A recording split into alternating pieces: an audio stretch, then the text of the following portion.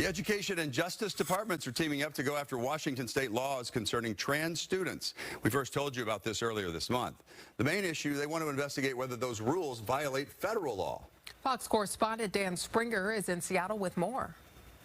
Today is going to be a work day. Students in La Center, Washington stand out from the rest of the state for what is not part of their education. Teachers don't ask them for preferred pronouns or alternate names. And if they do identify as transgender, a meeting is set up with their parents. School officials say not to out them, but to include the most important people in their lives. If I leave the parents out, then I erode that trust.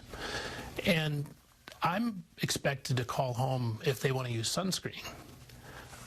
But if they're going to change their gender identity, I shouldn't call home. La Center calls it a pro-family policy and is fighting to keep state funding because state law says parents must be kept in the dark if that's what students want.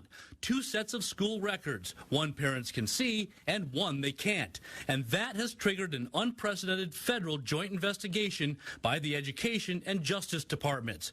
Education Secretary Linda McMahon writes, Washington State appears to use its position of authority to coerce its districts into hiding gender identity information from students' parents and to adopt policies to covertly smuggle gender ideology into the classroom. Some female athletes are also speaking out.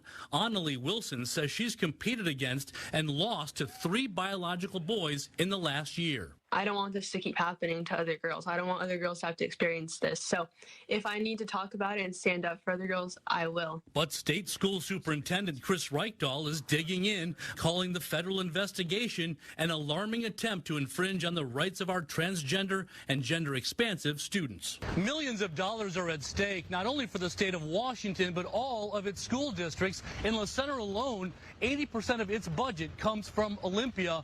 All of it's now in jeopardy. In Seattle, Dan Springer, Fox News.